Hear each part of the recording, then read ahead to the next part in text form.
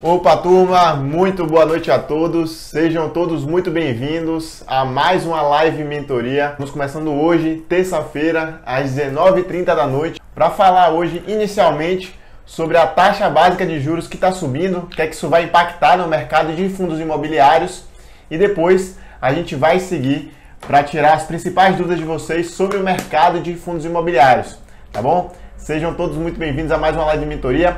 Para quem está assistindo gravado, aproveita, deixa aqui no comentário se você está gostando desse modelo de live que a gente vai começar a fazer, tá? A gente já estava fazendo lives de mentorias, mas a ideia aqui no início é trazer algum tópico um pouco mais rápido, mais abrangente e depois tirar as principais dúvidas de vocês. Maravilha? Prazer para todo mundo aí, o Cairo chegando também. Vamos começar sobre fundo imobiliário. Acho que todo mundo gosta, todo mundo tá afim, todo mundo viu o mercado hoje subindo. Anúncio dos rendimentos hoje. Ou seja, quem tinha cota de fundo imobiliário hoje passou ali a ter o direito, né, de receber os dividendos. Hoje é Datacom que a gente fala muito. Mas o papo hoje a gente vai conversar sobre isso também. Vai tirar dúvida de vocês no final. Rafa já tá pela área, Moisés também. Muito feliz em ver vocês.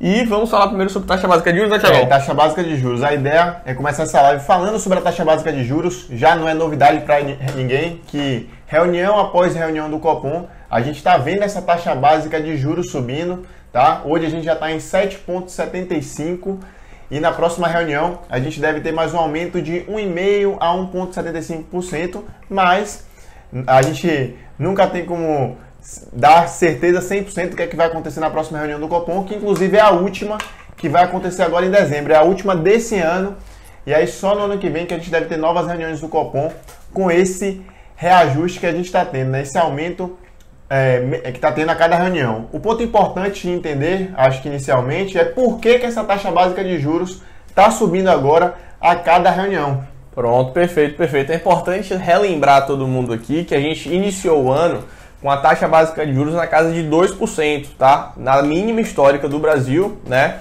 A gente nunca tinha visto juros tão baixos quanto a gente viu ali, e naturalmente isso se deve muito à questão da pandemia, né? O Banco Central, de maneira geral, colocou ali e falou, ó, vamos colocar a taxa básica de juros baixa para tentar, de alguma maneira, acelerar a economia, ter um incentivo ali para pegar crédito, né? A taxa básica de juros nada mais é do que a taxa mãe que rege o crédito no Brasil. Então, quanto mais você baixa, mais você incentiva o outro lado a pegar crédito. Então, essa foi uma medida que o Banco Central tomou, né? Talvez não tenha sido tão acertada na mão, eu digo, foi um momento importante baixar os juros, mas talvez não fosse tão baixa, né? O cenário Brasil não sustentava tão bem a questão de 2% ao ano. E até por isso a gente iniciou o ano com 2 pontos percentuais e hoje a gente já está vendo a taxa básica de juros na casa dos 7,75 e como o Thiago próprio mencionou, a gente deve ver um aumento na casa de 1,5, talvez até 1,75 e chegar até o final do ano com a taxa quase de 9,5. Então é algo realmente impressionante, não deveria ser algo normal, movimentos tão bruscos como esse que o Banco Central vem realizando e vem fazendo, mas por que ele está fazendo? Essa deve ser o grande ponto, essa aqui deve ser a grande questão de todo mundo, a grande dúvida. Por que o Banco Central, de fato, ele está aumentando a taxa básica de juros e de maneira tão rápida, de maneira tão veloz, tá? Isso se deve principalmente à inflação, certo? Desde o final do ano passado eu vim estudando bastante sobre isso porque eu estava fazendo o campeonato do Safra. Eu vim estudando muito a questão da inflação. É uma parte que particularmente eu gosto muito, a parte macroeconômica ali de inflação. E desde o ano passado a gente já via respostas, já via movimentos como esse, principalmente no IGPM. O IGPM no ano passado começou a responder muito forte. Então no final do ano a gente viu o IGPM, no final do ano passado tô falando, mais 4, mais 5, mais 4, mais 5. A gente falou, ó, tá acelerando demais. Isso se deve principalmente ao dólar, isso deve principalmente à commodity. Então a gente está vendo que está acelerando bastante. Os preços do material de construção também subiram. Então isso foi a grande mola propulsora da inflação. É um choque de oferta e demanda.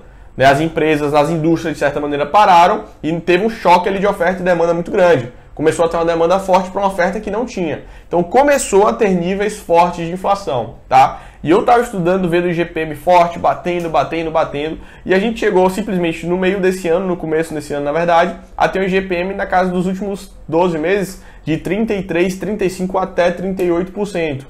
E naturalmente, em algum momento, isso iria chegar no IPCA, isso iria chegar na inflação oficial, que é o IPCA.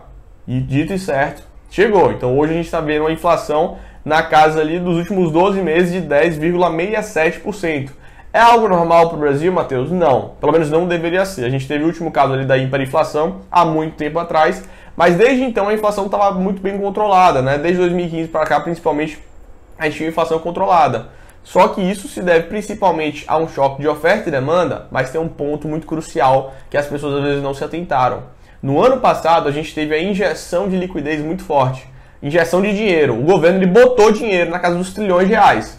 Então, quanto mais dinheiro está rodando na economia, a inflação tende a se aumentar. E foi exatamente isso que aconteceu. Então, isso que a gente está visualizando hoje se deve principalmente à injeção de liquidez no mercado e um choque de oferta e demanda. Então, a inflação está batendo forte e, infelizmente, a gente teve uma tempestade que foi perfeita. Inclusive, quem acompanha nosso giro semanal, que a gente faz todos os domingos, né? Naturalmente, é um conteúdo um pouco mais avançado, mas quem acompanha a gente sabe muito bem que a gente sempre está trazendo esse dado inflação, inflação, inflação.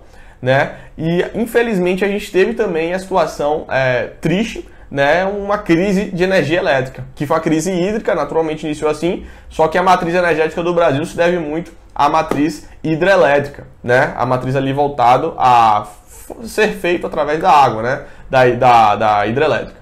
E infelizmente isso também impactou na inflação. Então a gente teve a injeção de liquidez, a gente teve o choque de oferta e demanda.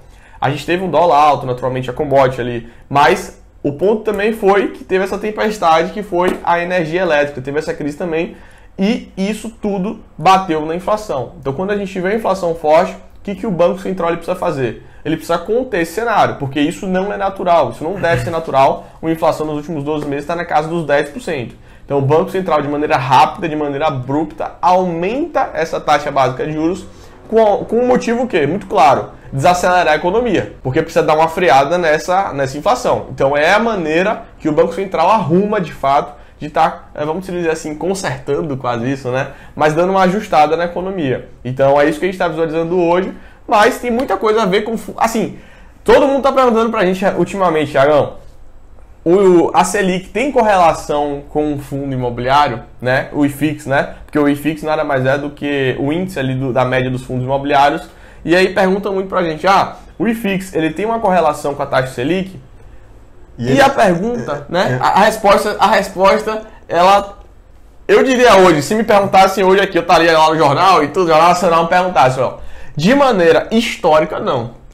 Mas ela também tem relação, não tem como, não tem como. Perfeito. Se a gente for olhar em si, historicamente, a taxa Selic com o IFIX, que é o índice de referência para fundos imobiliários, a correlação direta entre a taxa Selic e o mercado de fundos imobiliários, ela a gente pode dizer que não existe. Mas hoje, olhando, e se a gente puxar para o lado emocional, a gente consegue enxergar facilmente que essa subida na taxa básica de juros e tanto a queda que a gente teve de 2019 para cá, influenciaram fortemente no mercado de fundos imobiliários. Em 2019, na verdade desde 2016, quando a gente vai puxando até 2019, a gente viu a nossa taxa básica de juros sair de um patamar lá de 14, 13, 12% ao ano e a gente viu cair até chegar aos 2% ao ano. E o que é que aconteceu simultâneo a isso? O mercado de fundos imobiliários teve um rápido crescimento. A gente viu uma rápida adesão, principalmente daqueles investidores que tinham apenas aplicações em renda fixa, começarem a migrar para a renda variável. E onde é a grande porta de entrada, principalmente aqui no Brasil, para o investidor que está saindo da renda fixa, o mercado de fundos imobiliários. Naturalmente, com muito mais investidores entrando, muito mais gente atraída, a tendência foi o que aconteceu principalmente em 2019, foi o mercado como um todo subir. Todo mundo querendo comprar, todo mundo animado, todo mundo empolgado, todo mundo acreditando que aí sim o Brasil é de fato decolar. Mas infelizmente, enfim, acontecem esses catástrofes, ocasionalidades, e veio o coronavírus que trouxe de novo grandes impactos para a nossa economia como um todo e que acabou desregulando tudo. Nossa taxa básica de juros foi forçada a descer, a inflação explodiu por todos os fatores que o Matheus acabou de falar, o dólar mesmo, só o fato dele estar subindo assim, acabou impactando nos combustíveis, que no final vai ser reverberado lá também na nossa inflação, porque combustível está ligado a muita coisa do que a gente compra no nosso dia a dia. As mercadorias têm que chegar no supermercado, alguém tem que levar essas mercadorias para o supermercado, então o frete está diretamente ligado ali ao valor do combustível. Se o combustível sobe, naturalmente na prateleira também os preços vão subir. Perfeito? Então assim, para resumir esse ponto, a taxa Selic e o IFIX eles não têm uma correlação assim tão forte, tá? o iFix está mais relacionado com os juros futuros. Então, se a gente for pegar os juros futuros, aí a gente consegue ver sim essa correlação mais visual. No entanto, nesse momento agora, a gente consegue sentir de forma, é claro, mais emocional, que a cada novo reajuste que a gente tem do Copom, o mercado ele dá sim uma caída. E isso é normal de acontecer. Afinal, boa parte dos investidores que chegaram agora no mercado de fundos imobiliários entraram nos últimos 2 anos. Então estavam acostumados com o cenário de Selic baixa. Mas agora que a Selic está se aproximando no ano de 2022 para seus 2 dígitos, a grande maioria dos investidores começam a se questionar: pô, será que o mercado de fundos imobiliários continua atrativo? E ficam preocupados também com todas essas quedas que estão acontecendo. Então é muito sobre isso que a gente também quer falar aqui nesse início hoje de você. Será que o mercado de fundos imobiliários permanece atrativo ou a gente vai ter que voltar para a renda fixa? Fala um pouquinho, Matheusão. Essa é a grande dúvida, né? O que eu estava voltando aqui ao ponto, né, é que se realmente tem essa correlação ou não, né? Vamos lá, se o IFIX, se a Selic está subindo, o IFIX cai, né? E se a Selic está caindo, o IFIX sobe. Eu acho que antes disso as pessoas precisam voltar, dar um passo para trás e entender que essa correlação não é com o IFIX, é com o mercado de renda variável, né? Um fluxo de entrada, um fluxo de dinheiro entrando. Se a Selic está aumentando, naturalmente os investidores eles tendem a aumentar o fluxo de aposta deles, aumentar o fluxo de capital deles para renda fixa, tá? Porque eles têm ali um retorno ok, né? Tem um retorno bom e não precisam se esforçar tanto ou pensar tanto. Quando você vem para o mercado de renda variável, o fluxo ele começa a diminuir em um movimento como esse. E por isso que a gente visualiza essas quedas não só no mercado de fundos imobiliários, que inclusive teve uma alta hoje na casa do seu 0,4, 0,5, mas o Ibovespa hoje que teve uma queda mais acentuada. Então o mercado como um todo de renda variável ele sofre exatamente isso que a gente está vendo agora nesse exato momento. Matheus, é algo para se preocupar? Eu acho que não é algo para se preocupar, é algo para você entender. Eu acho que um momento como esse é um momento de autoconhecimento. Se você do outro lado, né, está um pouco preocupado com essa queda do IFIX, do Ibovespa, né, com o mercado de renda variável como um todo, nesse momento você precisa pensar um pouquinho, refletir, parar. Reavaliar. Será que realmente você sabe onde é que você está investindo? Será que você realmente tem um direcionamento? Será que você realmente tem uma estratégia? Ou está ali meio aleatório, está indo ali Maria vai com as outras, efeito manada? Esse é um bom pensamento. Será que aquela exposição, aquele percentual que você tem em renda variável, tem em ações ou tem em fundos imobiliários, é o ideal para você? Então, nesse momento, é um momento muito importante para aquele investidor, ele de fato avaliar, refletir e entender. Agora, um ponto é muito claro, né? Quando você olha para o mercado de renda variável, é de fato onde você se constrói grandes fortunas. É onde você realmente consegue investir em empresas que conseguem trazer um retorno excepcional. É onde você consegue investir em fundos imobiliários nos melhores imóveis do país, que são eles que conseguem trazer um dinheiro muito mais alavancado, muito melhor. Né? Um capital que você consegue ele fazer um rendimento mensal, como é o caso dos fundos imobiliários, você tem um fluxo de caixa mensal, como foi hoje, a Datacom, né, a data base de vários fundos imobiliários que estão vão distribuir, na verdade, agora nesse mês de dezembro até, né, a data base de novembro vai distribuir em dezembro, mas você tem esse fluxo mensal e ao mesmo tempo você está exposto aos melhores imóveis do país. Quando você está exposto aos melhores imóveis do país, a tendência é se valorizar. Né? Então, quem está aqui no mercado de fundos imobiliários tem que ter uma clareza muito grande onde é que está pisando, aonde é que está entrando. Você está simplesmente buscando uma forma mais inteligente, mais eficiente de se investir em imóveis. É super simples, super prático. Você vai investir nos melhores imóveis do país e receber aluguéis todos os meses isento de imposto de renda. Então, assim, a gente não está aqui para vender uma pirâmide, a gente não está aqui para vender 10%, 20% ao dia, 20% ao ano. Não, isso aqui não existe, tá? Que fique bem claro para todo mundo. Fundo imobiliário, ele é somente uma ferramenta, ele é somente uma peça de você investir de maneira mais eficiente no mercado imobiliário. Porque quem está aí do outro lado, naturalmente, deve ter uma experiência de algum tio, alguma tia, ou você mesmo até, que tem um imóvel e coloca para alugar. Todo mundo sabe as dores de cabeça que são. Todo mundo entende os problemas que é lidar com o inquilino, o imóvel vago, uma inadimplência. É chato, eu sei disso. Desde muito jovem eu faço isso com minha família. Então, quando eu encontrei o fundo imobiliário, uma ferramenta que eu simplesmente consigo delegar aos melhores profissionais do mercado, ter acesso a imóveis que eu nunca imaginei na minha vida, por R$10, R$50, R$100, tudo fica mais simples, tudo fica mais prático. Então, o fundo imobiliário, ele é somente, é simples, entenda. Uma maneira mais eficiente de investir no mercado. Imobiliário, né? Exatamente. Isso quer dizer que você deve deixar de investir em outras classes de ativos para focar apenas em fundos imobiliários? Não. Jamais. Tanto eu quanto o Matheus, a gente também investe em outras classes de ativos. Então você tem que ter, sim, seu pé lá na renda fixa. Você tem que ter seu pé na renda variável, com ações, com fundos imobiliários, com outros ativos que você queira ter. Tem que ter seu pezinho lá internacional.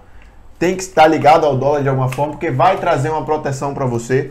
Então a carteira, ela deve ser composta por diversas classes de ativos, para você poder tanto se proteger, quanto aproveitar as oportunidades que existem. Não tem só oportunidades no mercado de fundos imobiliários, mas certamente um questionamento que muitos devem estar se fazendo nesse momento é: taxa de juros ano que vem está se aproximando aos 2 dígitos. E aí começam naturalmente a fazer conta. Pega aqui os rendimentos médios dos fundos imobiliários, compara lá com a Selic no ano que vem, e é nesse momento que tem muita gente se questionando, fazendo algumas contas bestas, que começam a vender suas cotas de fundos imobiliários a preço de banana. Estão entregando suas cotas, acreditando que a melhor saída é voltar para o mercado de renda fixa. E qual é o grande ponto, turma, que vocês precisam entender? Uma conta que muita gente está esquecendo é que nos investimentos de renda fixa, você tem que contar o impostozinho que muita gente não está contando. Tá? LCI, LCA são isentos, beleza. Mas CDB, Tesouro, o próprio Tesouro, você vai ter lá sua taxinha de 15% no momento do resgate. Se passar de 2 anos, né? Se passar de 2 anos, ponto importante. Se passar de 2 anos, ou seja, se deixando preso, você vai poder ter que pagar esse imposto. Nos fundos imobiliários, os rendimentos são isentos de imposto de renda. Então, essa conta você tem que botar no papel. Segundo ponto, a nossa taxa básica de juros ela está subindo. Não necessariamente ela vai se manter nesse patamar de 2 dígitos por vários anos.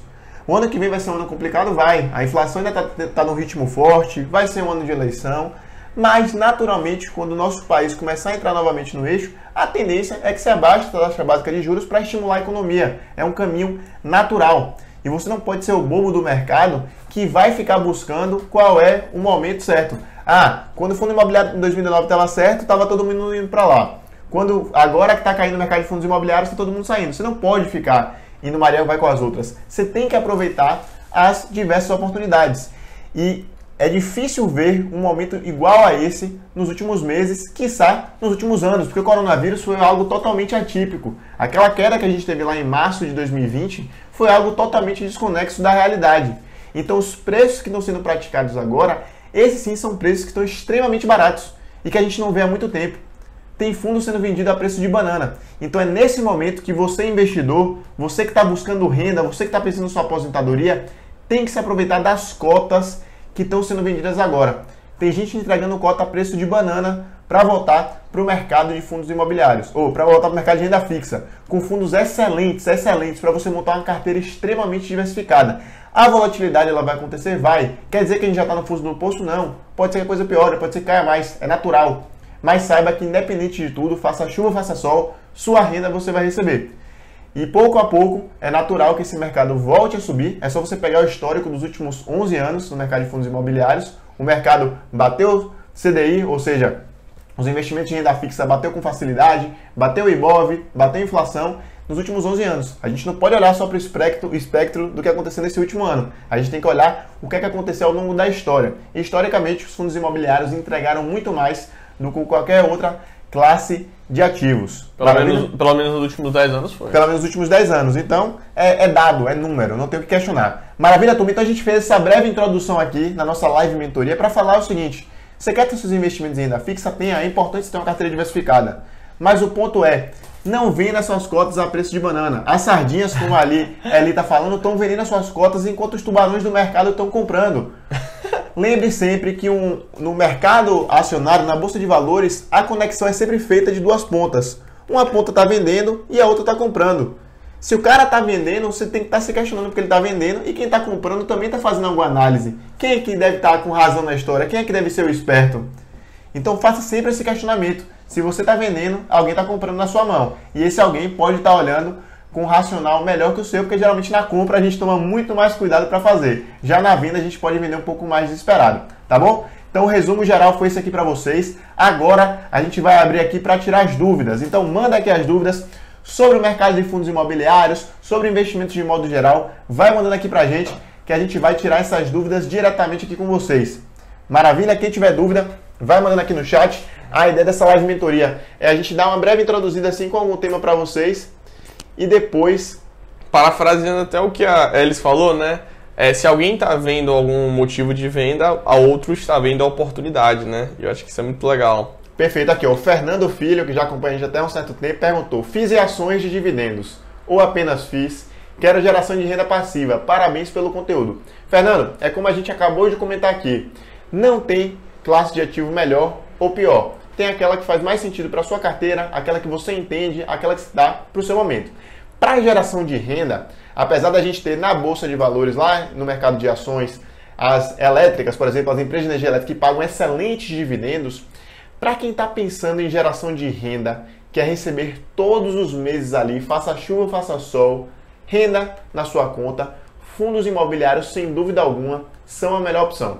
Fundos imobiliários, no preço que você está comprando hoje, vão te pagar excelentes dividendos, tá? Vão te pagar excelentes dividendos todos os meses, isentos de imposto de renda. Então, eu pessoalmente, se você está pensando em geração de renda passiva, é o mercado de fundos imobiliários que você tem que dar uma atenção maior.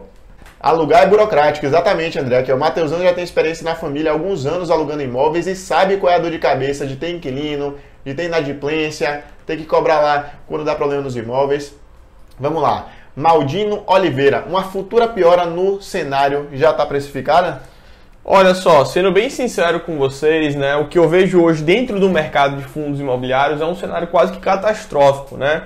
Vou dar um spoilerzinho pra galera aí, né? Acho que a galera tá perguntando aí, pô, teve um aumento hoje aí do HGRS, se não me engano. Teve ali 8%. Foi? Perguntaram ali? Perguntaram ali em cima. Quem foi que perguntou? Foi quem que perguntou ali? Quem perguntou foi o Jaime Stefanello. Perguntou o que aconteceu. 8%, 8%, né? Ó. Não, caiu depois, caiu, mas teve a pontada lá. Teve essa pontada aqui que foi quase 8% realmente, né? 6 a 8%. E aí o que aconteceu? As pessoas estão perguntando, estão questionando. Matheus, vou contar um spoilerzinho pra galera aqui que poucas pessoas sabem, né? Acho que a galera não sabe que eu trabalho no mercado, né? Então sabe que eu tenho algumas informações a mais aí que naturalmente a gente vai passando pros nossos alunos, né? Mas o fato é o seguinte, se vocês forem dar uma olhadinha, uma percebida aí, nesses últimos dias, desde a sexta-feira, mas a sexta-feira foi um dia mais complicado ali, né? Por conta da nova variante, daquela Omicron e tudo, o mercado caiu bem forte. Mas desde quinta, sexta e início dessa semana, os fundos de laje corporativas eles estão subindo bem fortes. Veja o HGRE, subindo hoje 8,4%. PVBI, estava no 80, do nada pulou para 85%. O JSRE deu uma disparada ali, mas daquele jeito dele, meio fraquinho. Mas os fundos de laje corporativa tiveram um aumento bem relevante nos últimos dias. E o que aconteceu? Olha só. O Itaú BBA, tá? O Itaú, vocês bem sabem que é uma instituição bem forte, né? E o Itaú BBA, ele é o Itaú voltado ali para clientes grandes. A gente fala muito do private, né? Que é clientes grandes, wealth, inclusive, e até o corporate, que é voltado para empresas. E o Itaú BBA, ele simplesmente deu recomendação de compra para as lajes corporativas. O mercado de laje corporativa, o mercado de fundos imobiliários naturalmente tem uma liquidez mais reduzida. Então quando você dá uma call lá no Itaú BBA, fala assim, ó, compra a PVBI, compra o HGRE, ou compra, enfim, bicho, estoura, né? A liquidez é alta, os caras vão lá com um fluxo grande de compra, sobe 4%, 5% e 8%, como foi acontecer hoje. Então assim, o próprio Itaú ele está vendo grandes oportunidades no mercado e é o que eu sempre bato na tecla, no mercado de lajes corporativas, dentro de fundos imobiliários, está extremamente barato, tá? Se a gente vê hoje as últimas negociações que tiveram na Faria Lima, teve uma negociação deal que a gente fala de 39 mil metros quadrados, de Brookfield, ele comprou 1,6 bilhões de reais, o metro quadrado foi de 36 mil metros quadrados. Se você olha hoje o fundo de laje, como é o caso do PVBI, pô, ele está sendo negociado a 18 mil metros quadrados, uma diferença de quase 50%. Então olha a disparidade entre a economia real e o preço de tela. Então tem muita coisa barata no mercado, Então, pô, assim, tá muito bem precificado, na minha concepção tá muito bem precificado no mercado. As últimas negociações tiveram lá dos fundos de logística, 4 mil metros quadrados lá em São Paulo. Agora tem fundo sendo negociado a 2,5, 2,8. Então, assim, tem muita oportunidade no mercado de fundos imobiliários. Na minha concepção, está muito bem precificado, só que teve essa queda mais forte, principalmente por conta de todo esse receio, de toda essa apreensão do aumento da elevação da taxa básica de juros. Então, assim, pode cair mais? Claro que pode, isso é um fato. Se alguém falar para você que não vai cair mais, alguém está mentindo, tá? Assim, daqui a 2 dias, 3 dias, 5 dias, 6 dias, enfim, 1 mês, 2 meses, 3 meses, tá mentindo. Não tem como eu falar aqui, ó, carimbar, ó. Não tem como, é impossível. Mas a gente se apega, eu já estou no mercado há 8 anos, né? Mas o que a gente se apega? A gente se apega a fundamentos, a gente se apega a bons ativos, bem localizados, com uma boa gestão, com bons inquilinos, com boa perspectiva futura, num preço correto. Então o que eu vejo hoje são muitas coisas baratas no mercado. Então no horizonte de 12, 24, 36 meses, tem muita coisa barata. Tem muita coisa barata. E eu digo isso desde as lajes, desde o logística, até o de renda urbana. Shopping também, mas shopping tem um asteriscozinho, porque ele está passando por um aumento, um processo de mudança muito grande, a gente precisa estar de olho nisso. Então assim, já está muito bem precificado, na minha opinião. E hoje a gente está diante de uma das grandes oportunidades no mercado de fundos imobiliários. Eu tenho certeza absoluta. Pode cobrar aqui, quem quiser pode filmar nessa live. Quem está comprando aí, normal, de forma disciplinada, comprando suas cotas, continuando ali com o processo, reinvestindo ali seus dividendos, daqui a 1 ano, daqui a 2 anos, vai estar com um sorriso de orelha a orelha. Eu não tenho dúvida sobre isso, tá? Só que, naturalmente, você aportar em um momento como esse causa um medo, causa um receio. Você não sabe muito bem se está caminhando no lugar certo. E o que você precisa fazer para sanar, tirar esse medo de você? Buscar conhecimento, saber o que fazer no mercado e ter uma estratégia. Pronto. E aí você fica tranquilo para ver sua vida. Mas nunca esquece, tem um teste de travesseiro, né? Exatamente, ainda digo mais, não só ter estratégia, ter conhecimento, como também andar do lado de quem sabe o que está fazendo, de quem está sempre passando informações para vocês. E é por isso que nossos alunos lá da comunidade estão sempre junto com a gente. Tem grupo no WhatsApp, tem grupo no Telegram, diariamente a gente está tirando dúvida, justamente para trazer essa tranquilidade, tá bom? Geralmente quando tem os momentos de estresse assim, a gente marca logo uma ligação com os alunos no Zoom, para trazer mais tranquilidade. É o que a gente está fazendo aqui com vocês hoje. Tiago, opa mestre, disse tudo que eu queria ouvir, obrigado, disse tudo. Tiagão, que é nosso aluno, é o que a gente sempre fala, Tiagão. Xará. O mercado é assim, ó, você pegar, convido vocês todos aí no Google e colocar iFix. Pega o gráfico de um dia, hoje até que subiu, mas pegar os últimos 5 dias, se eu não me engano, você vai ver ali um vermelhinho de queda. Pegar o último mês, queda. Pegar os últimos 6 meses, queda. Pegar o último ano, você vai ver aí, ao longo desse ano e no último ano já deve estar entre 8 a 10% de queda. Mas, bota depois aí o gráfico máximo que você vai ter ao longo dos últimos 11 anos, o que é que aconteceu. É simples, o mercado ele sobe em algum momento, tá bom? É tudo passageiro. Vamos lá, estou aguardando na disciplina o ciclo de alta dos FIIs para rir à toa, quero ver a experiência. Vai chegar a corretora Focus Seguros, vai chegar esse momento.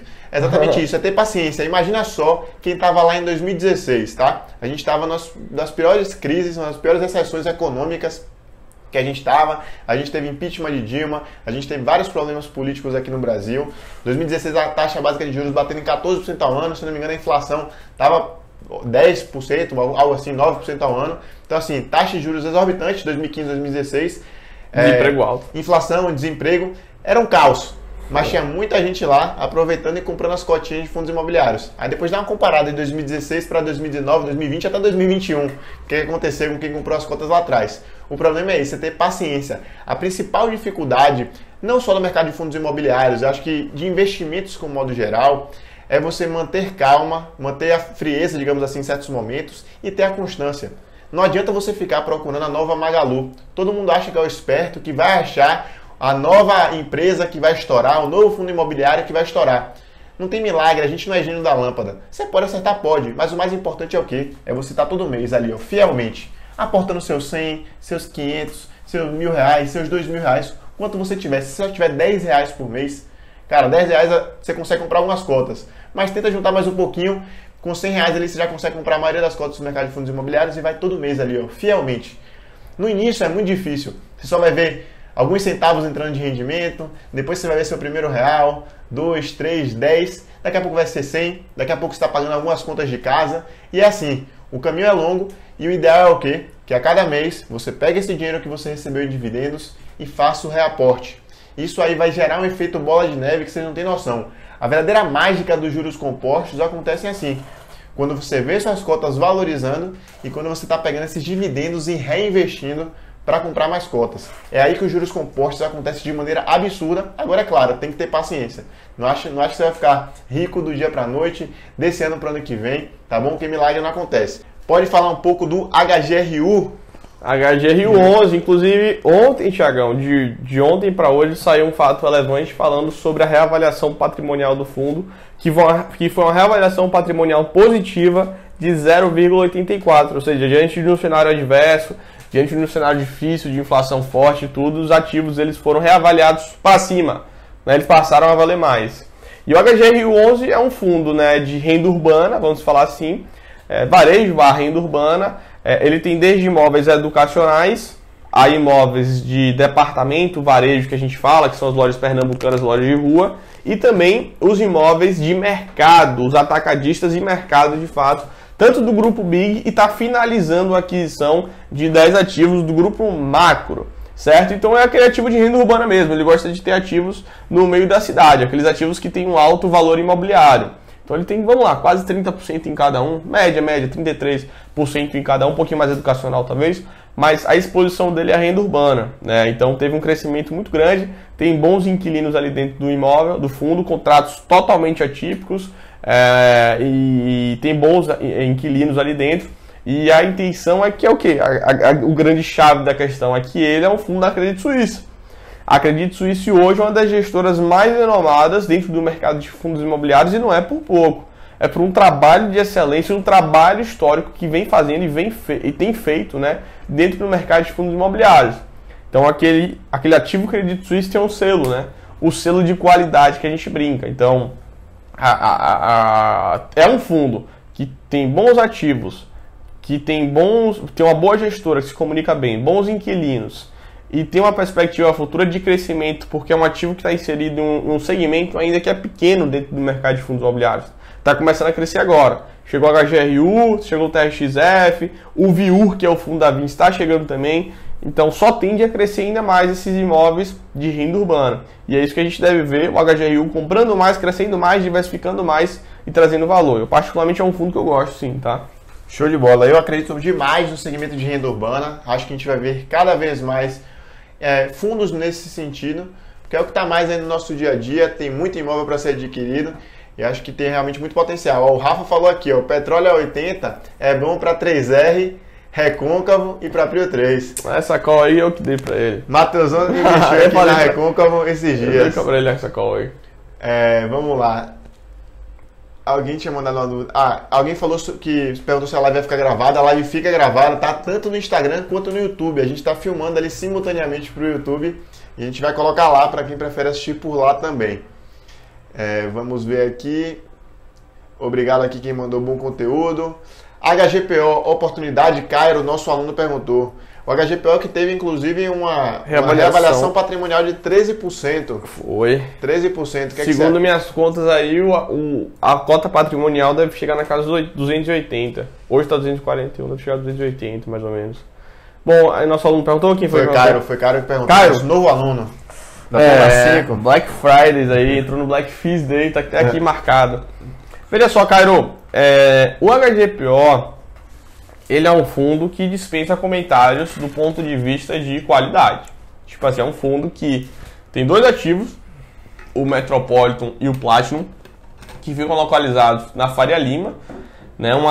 Fica localizado ali na Faria Lima, mas assim, é uma das ruas mais renomadas dentro ali da Faria Lima, né? Ficou numa localização impecável, uma coisa assim fenomenal.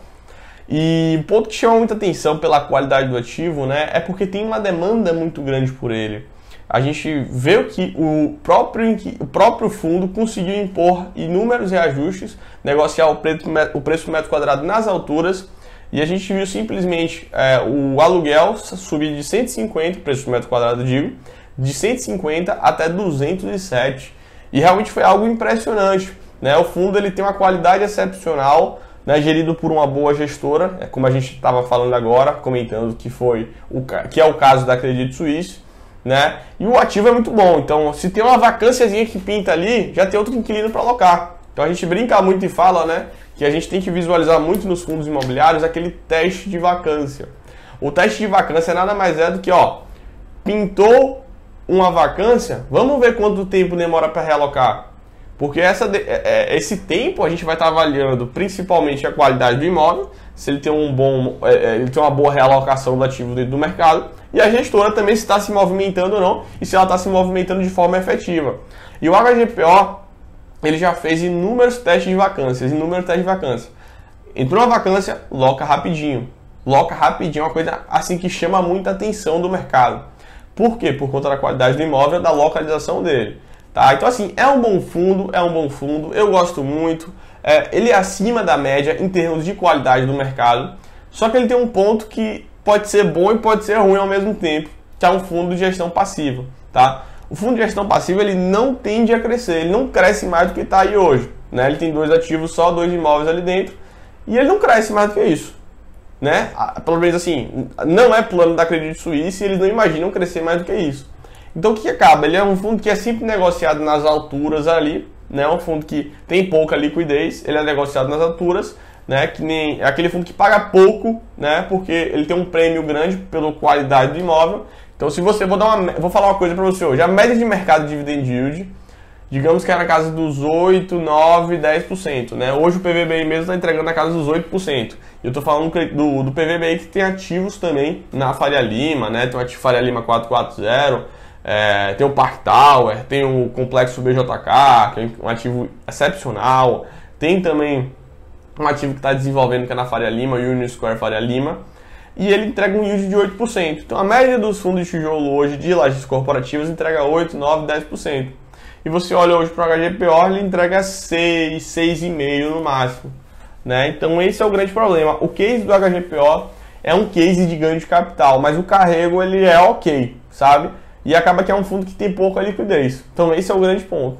O fato de ter pouca liquidez é ruim, porque dificulta até de um institucional entrar e o fundo sumir. Exatamente. Aqui o Fernando ele perguntou, por ser um mercado novo aqui no Brasil, imagino que o mercado de fundos imobiliários, quais são as perspectivas que você vê para os próximos 10 anos? Então, Fernando, o que é que a gente costuma comparar bastante para a gente entender as perspectivas do setor? Lá nos Estados Unidos, tem um tipo de investimento chamado os REITs, que são o que a gente considera os primos dos fundos imobiliários. Tá? Não é uma classe de ativos 100% igual, eles funcionam muito parecido com empresas, mas tem muitas similaridades, porque no final eles investem em ativos imobiliários. Tá? E quando a gente vai olhar o mercado de REITs lá nos Estados Unidos, é um mercado já trilionário em dólares, tá? É um mercado gigantesco mesmo, gigantesco, que tem imóveis, assim, que a gente pode dizer, em diversos segmentos. Só para você ter ideia, o maior REIT lá nos Estados Unidos, salvo me engano, ainda é um de antenas. Então, tipo assim, você pode se tornar também, adquirir antenas para receber esses aluguéis que são pagos lá. Lá o pagamento é feito de maneira trimestral, é um pouco diferente daqui como eu falei, mas você tem de cassino, você tem de healthcare, que é basicamente hospitais, aqui tem também, mas é um mercado menor, então você tem lá um grande número de segmentos. Então quais são as perspectivas que a gente imagina para o Brasil? A gente vê cada vez mais novos segmentos, que é o caso, por exemplo, de renda urbana, que está crescendo bastante aqui, os fundos agro estão crescendo demais. Então, a tendência é que ano após ano a gente comece a ver novos segmentos, mais investidores entrando no mercado e tudo isso vai amadurecer. Hoje, por exemplo, quando acontece uma emissão de novas cotas de um fundo imobiliário, os fundos eles sentem bastante. A gente vê uma volatilidade muito grande nos preços de emissão. Por quê? Por conta dos movimentos de arbitragem e flipagem. O próprio ajuste de preço, quando vai entrar as novas cotas, já dá uma corrigida no mercado. A tendência é o quê? Que quando os fundos estiverem maiores a nível de patrimônio, essa volatilidade, essas variações de preço sejam menores. Então quem adora fazer arbitragem e flipagem, lá na frente, esses movimentos provavelmente vão acabar ou não vão ser tão perceptíveis, porque os fundos vão estar muito grandes. Tá bom? Então as perspectivas são as melhores possíveis. O mercado tem muito para crescer, é um mercado muito embrionário aqui no Brasil. Se a gente for parar para ver, o mercado ele cresceu de verdade mesmo depois ali de 2012. Ele começou a crescer e ter uma maior tração. Só que pegou um período ali de recessão e tal, então de 2016 para cá, que é o que a gente costuma falar que o mercado teve uma nova cara, que a gente chegou num patamar de queda de juros e tudo mais. Ana perguntando da vacância do HGRS, tem jeito? Tem jeito, que é o Torre Martiniano, né? É o que eles estão querendo aí, estão fazendo esse retrofit lá na Torre Martiniano, justamente para tentar resolver esse problema de vacância. Assim que for liberado, a tendência é que consigam diminuir bastante essa vacância, tá? É um dos cases aí de compra de vacância que tem muita gente fazendo, que é o HGRE. Elis comentando, eu também quero rir daqui a 2, 3 anos. Estou seguindo à risca a minha estratégia de aportes mensais e feliz com os resultados dos meus dividendos. Elis, inclusive é aluna nossa, ela mostrou pra gente um dia desse, em uma das calls que a gente fez, a planilha dela de dividendos, que mostra o quanto ela foi crescendo esses dividendos mês a mês, e começa pequeno. Você começa com pouco, e pouco a pouco ela mesma já está vendo essa experiência de ver os dividendos crescendo. E a tendência é que ano após ano isso só aumente. O Fábio, a Jona falando, reaporte sempre com um plus. Faz a diferença, exatamente. Não só reaportar com os dividendos, mas também, se puder, colocar aquele pouquinho a mais. Tenta economizar de alguma forma. Tira aqueles gastos que não são tão essenciais assim e investe em você mesmo. Vocês são a favor de acumular ou realizar parte do lucro quando as cotas sobem? Excelente pergunta, Fernando. Então, Matheusão depois vai dar a opinião dele, o que é que ele acha, tá? Se ele é a favor de acumular ou de realizar lucro. Então, eu acho que é muito do momento. A gente costuma falar sempre de custo de oportunidade. A gente fala bastante sobre isso, de custo de oportunidade. Em alguns momentos, vale a pena você vender aquele fundo que está muito descolado da realidade para você aportar em fundos que estão descontados. Por exemplo, a gente chegou a ver Iridium sendo cotado a R$140. Naquele momento, talvez fizesse sentido você vender parte das suas cotas porque estava muito fora da realidade. Estava mais de 40% acima do seu valor patrimonial. Então fazia sentido, mesmo que você acreditasse nos fundamentos do fundo, mesmo que seja um excelente fundo, mesmo que estivesse entregando bons rendimentos, vender parte para recomprar em outro momento. Então imagina quem realizou parte do lucro com esse Iridium a 140 e está aproveitando agora para recomprar. Ou recomprou em algum outro momento, ou comprou em emissão. Então assim, não existe algo 100% fechado.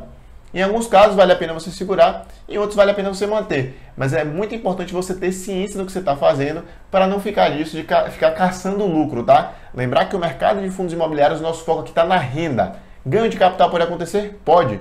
A gente inclusive aproveita muito das emissões para gerar essa rentabilidade a mais, justamente com a arbitragem e flipagem. Mas, mercado de fundo imobiliário é para você se tornar sócio pensando na renda. Alguma novidade da HGRE não, né? Ainda não. Acho que teve alguma... Só teve uma reavaliação patrimonial negativa, pouco relevante, mas de resto nada. A grande novidade, o grande case do HGRE é finalizar ali a obra, né? Finalizar o retrofit, no caso ali do Torre Martiniano, que deve estar finalizando em março de 2022, agora, né? Daqui a 4 meses, 5 meses.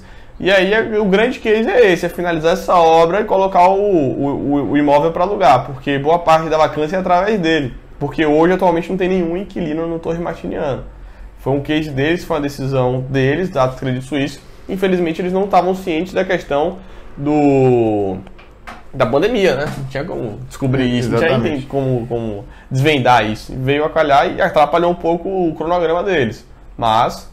Então, seguindo firme e forte aí. Perfeito. E para finalizar, vamos puxar aqui essa última dúvida que o Bruno Silveira perguntou. REC-R sofre efeito negativo devido à polêmica do Helg. Quais são os riscos, Matheusão? Essa pergunta a gente recebeu bastante hoje, tá? A gente até comentou no grupo com os alunos.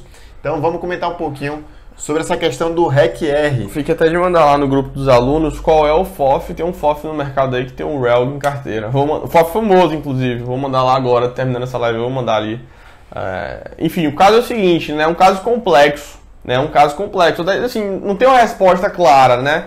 Não tem uma resposta de sim ou não. Né? Eu acho que tem que entrar mais a fundo no assunto, aprofundar um pouquinho mais, né? A REC sempre foi uma gestora renomada, uma gestora que foi fundada ali pelo Moise, né? Uma grande referência dentro do mercado de fundos imobiliários. E, assim, veio com o seu fundo REC-T, veio com o seu fundo RELG, veio com o seu fundo REC-R.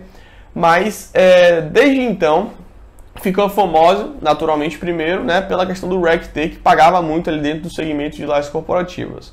Mas o fato é o seguinte, né? O Bruno Silveira que está perguntando para a gente ali se...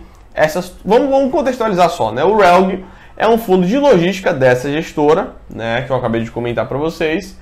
Ele é um fundo recente, um fundo novo, com poucos imóveis. É É um fundo pequeno, né? E agora ele chamou uma nova emissão de novas cotas, uma oferta pública, tá? Com um fator de proporção de 160%. Só que o grande ponto é o quê?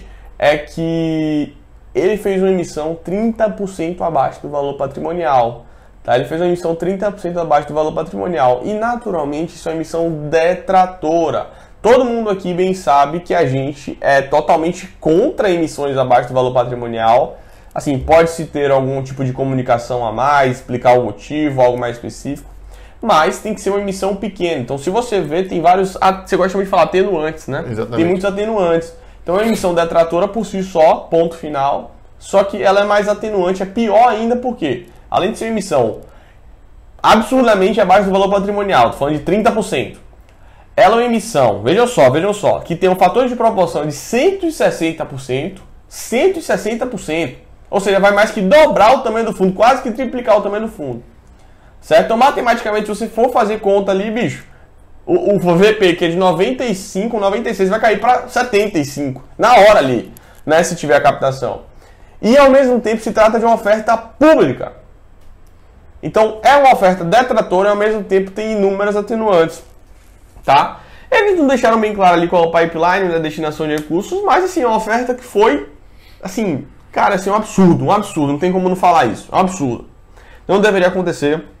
Não deveria estar acontecendo, tá? Teve uma emissão um pouco parecida com essa, mas ao menos não foi uma oferta pública, que foi o caso do GGRC11, que eu gravei um vídeo no YouTube, comentei sobre isso, e no vídeo eu falei, ó, essa emissão, que é abaixo do VP, 27% abaixo do valor patrimonial, não pode acontecer, é um absurdo. Não estou dizendo que foi por conta disso, mas o GGRC foi lá e suspendeu a emissão. O vídeo até pegou uma atraçãozinha, a galera viu, curtiu, comentou bastante, falou mal do GGRC, né, mas... Teve essa repercussão no vídeo, mas o GGRC ele suspendeu a emissão. Na minha opinião, foi uma decisão acertada e é o que eu espero para o RELG 11, né? Porque realmente não tem cabimento nenhum fazer emissão como essa, 30% abaixo do valor patrimonial, com um fator de proporção de 160% e ser uma oferta pública, ou seja, voltada para investidores à base pública. Isso é um absurdo, tá? Isso não pode acontecer. Mas o fato é o seguinte, o Bruno está perguntando se esse caso, ele querendo ou não, ele respalda ali sobre o fato do... se ele acabar respaldando, né, sobre o caso do REC-R11. Olha só, já teve um caso do REC-T, né, mas foi emissão abaixo do valor patrimonial, ligeiramente falando, mas teve. Teve agora, está acontecendo, não sei se vai realmente efetivar, mas está acontecendo agora com o caso do RELG-11. E naturalmente isso acaba respingando ali no REC-R. Não tem como, isso é inevitável. É um fundo de papel que particularmente eu gosto muito. Quem fica mais à frente ali é o Max, né, o Japinha que a gente brinca.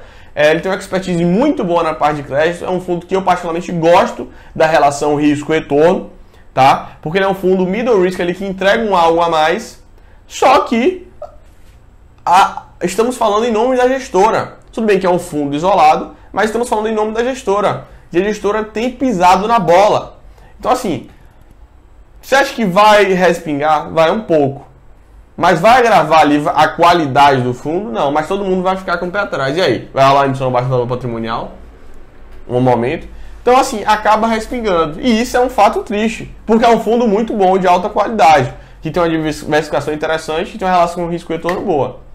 Tá? Espero que a gestão se pronuncie, venha falar, apresente os fatos, apresente os dados sobre o que aconteceu, sobre o que está acontecendo, qual a motivação por trás disso, mas não tem como dizer que não vai respingar e que a emissão é um absurdo, tá? A minha opinião falando aqui. Exatamente. Existem fortes chances da emissão não ir para frente, até porque boa parte da base acredita que não vai aderir a essa emissão, caso ela venha acontecer. Só que o cara de fora, ele acaba sendo... o cara de fora acaba sendo atraído. Então, assim, a oferta... Porque é uma oportunidade. Porque é uma oportunidade de comprar a VP de 70. Só que aí, o que aconteceu? Só pra deixar claro aqui pra todo mundo, né, que a gente tá aqui trocando papo, a cota foi lá e derrubou mais ainda. Porque, tipo assim, o preço não tava 30% abaixo do valor patrimonial. Teve uma modificação. Nessa que modificou, ficou 30% abaixo do valor patrimonial. E aí já ajustou. Porque ele queria botar um preço de mercado mais interessante, um preço de subscrição mais interessante do que o preço de mercado tava. Só que aí soltou a notícia dessa, o fundo caiu 5%. Sim. Aí caiu mais do que o preço de subscrição hoje. Então aconteceu isso, né? Então assim, Nesse momento agora, o time lá da REC não pode se pronunciar, tá? Por conta da emissão. Sobre esse fundo, né? Sobre esse fundo, né? Sobre esse fundo eles não podem se pronunciar, o RELG 11, porque está em período de silêncio, período da emissão, faz parte do jogo. Mas certamente, depois que passar esse período e se a emissão vir ou não à frente, eles devem depois se pronunciar. Ponto é, REC-R, como o Matheus falou, é um excelente fundo, o Matheus tem carteira, um fundo muito bacana, mas tudo isso já vai ligando um sinal de alerta para a gestão, que já vinha pisando na bola no Rect e que agora pisou na bola mais uma vez, dessa vez pisou muito feio. Acho que a gente nunca viu uma emissão desse tipo aqui no mercado de fundos imobiliários. Então, já liga um sinal de alerta, né? Quem é cotista já começa a se questionar bastante sobre a gestão e, no mínimo, quem é novo investidor que pretendia investir em algum fundo da casa já começa a também se questionar. Então, turma, muito obrigado a todos pela presença. Essa aqui foi a live mentoria de terça-feira. A ideia é que todas as terças-feiras a gente tem essa live mentoria e na quinta-feira a gente tem uma live mais aberta para falar sobre algum tema. A gente está vendo ainda se vai ser em formato de live, se vai ser um vídeo gravado, mas vocês vão mantendo sempre bem informados. A gente sempre vai falando aqui com vocês. E nos domingos a gente sempre tem às 8 horas da noite nosso giro semanal. O que é que a gente faz nesse giro semanal? A gente compila todas as informações do mercado de fundos imobiliários da semana e passa para vocês no domingo no YouTube às 8 horas da noite. Que aí vocês já começam a semana, já finalizam a semana e já iniciam a outra semana muito bem informados sobre o mercado de fundos imobiliários. Não deixa passar nada de informação, porque a gente leva tudo lá para vocês. Show de bola? Valeu, um abraço, muito obrigado pela presença de todos e vamos em frente, tá? Contem com a gente sempre aqui. Os últimos dias estão sendo correrias, né? Enfim, a gente terminou a Black Friday, tá colocando todos os alunos, dando todas as coisinhas ali. Eu também estamos na correria aqui, que a gente vai ter um casamento aí. Mas vai dar tudo certo, tá bom? Um abraço pra vocês, tamo junto, conta com a gente sempre. Valeu, turma, um abraço a todos, muito obrigado.